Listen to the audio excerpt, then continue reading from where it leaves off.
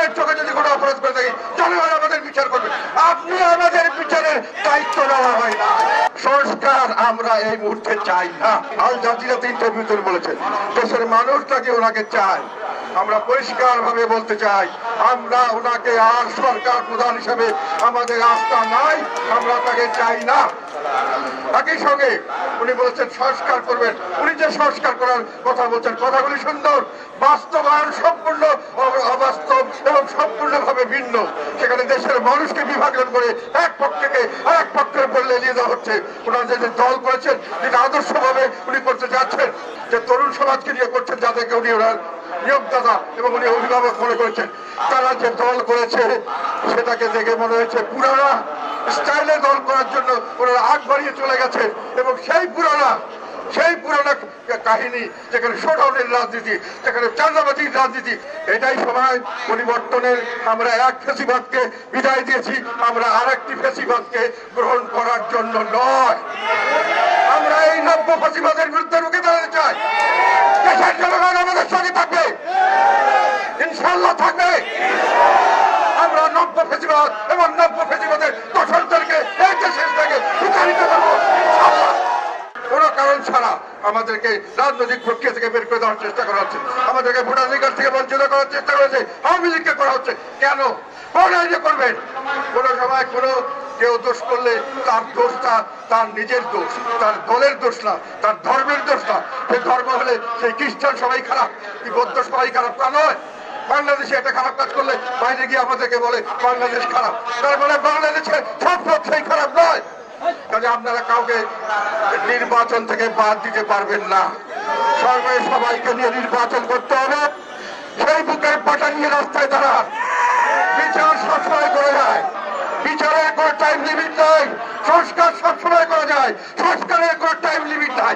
প্রতিদিন সংস্কার করা যায়। আজকে একটা সংস্কার করলাম, 7 দিন পরে আমার মনে হলো সংস্কার কি করে আবার পরিবর্তন করবো। আপনি সব সংস্কার একবারে করে ফেলবেন, সবকিছু আপনি একবারে করে ফেলবেন, এটা সেই ধরনের ব্যাপার নয়। কাজে অবাস্তব চিন্তাধারা বাদ দিয়ে বাংলাদেশের জনগণের মুক্তির জন্য এখন আমরা সবাই আসুন। আমরা চাই বর্তমান সরকার প্রধান এবং তার সঙ্গে তার নিয়োগকর্তা এবং তার অভিভাবকগণ সহ উনি সরকার থেকে চলে যায় রাজনীতিতে আসুক। ওনার রাজনীতি যদি জনগণ গ্রহণ করে আমরা রাজি আছি ওনার কাজ করার জন্য। জনগণের সঙ্গে আমরা থাকবো। সংস্কার আমরা এই মুহূর্তে চাই না। সংস্কার যারা করতে চাচ্ছেন অবাস্তব সংস্কার। আমরা সংস্কার চাই নির্বাচনের পরে নির্বাচিত মানুষের দ্বারা তাদের এবং তারা যে সংস্কার করবে সেই সংস্কারে আমরা পালন করবো ইনশাআল্লাহ। আমরা যেখানে প্রোগ্রাম করতে যাই বাধাপ্রাপ্ত হই, আমাদের মানুষকে নিরহ মানুষকে বিভিন্ন ভাবে মামলা দিয়ে জেলে খাটানো হয়, তাদের উপরে লাঠি চার্জ করা হয়, তাদেরকে হামলা করা হয়, বিভিন্ন ভাবে বেজ্জতি করা হয়, মানুষের ঘর থেকে বেরোতে পারে না। এই অন্যায় অত্যাচার আমরা সহ্য করব না। আপনারা যদি চান আমাদেরকে নির্মূল করবেন, আমাদের ভোটাধিকার থাকবে না, আমাদের আওয়ামী লীগের ভোটাধিকার থাকবে না, অন্য কারো ভোটাধিকার থাকবে না। আপনারা অনেক কিছু চিন্তা করতে পারেন, আমরা সেই চিন্তাকে ধার ধারি না। আমরা এই দেশের সন্তান, এই দেশের জন্য আমাদের ত্যাগ আছে, এদেশের জন্য আমরা অনেক কাজ করেছি, সামনে আমরা করতে চাই। তার জন্য জীবন যদি দিতে হয় তাহলে আমরা প্রস্তুত আছি ইনশাআল্লাহ। সেইভাবে দেশের মানুষের কাছে আমরা যাবো। দেশের মানুষ যদি আমাদেরকে গ্রহণ না করে আমরা মাথা বেঁধে নেব সেটাই।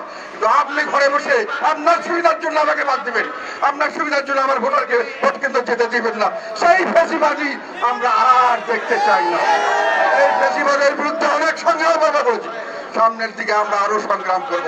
যতদিন এই নব্য ফেসিবাদ সম্পূর্ণভাবে বাংলার মাটি থেকে চলে না যাবে ততদিন আমাদের সংগ্রাম চালু থাকবে। আমরা কোনো অপরাধ করি নাই, জনগণের চোখে যদি কোনো অপরাধ করে থাকি জনগণ আমাদের বিচার করবে।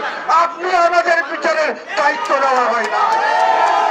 জনগণ আপনাকে সেই দায়িত্ব দেয় নাই, নির্বাচনের দায়িত্ব দিয়েছে, তাও আমার সুষ্ঠু নিরপেক্ষ নির্বাচন, অন্তর্ভুক্তিমূলক নির্বাচন। সেই নির্বাচন যদি আপনি করতে পারছেন না, আপনি দয়া করে বিদায় হন। আর অত্যাচার অনাচার করলে আমরা রাজি আছি, তার বিরুদ্ধে আমরা রুখে দাঁড়াবো, ইনশাআল্লাহ দাঁড়াবো। বাংলাদেশ জিন্দাবাদ, জাতীয় পার্টি জিন্দাবাদ। আমাদের সাথ অমর হোক, অমর হোক।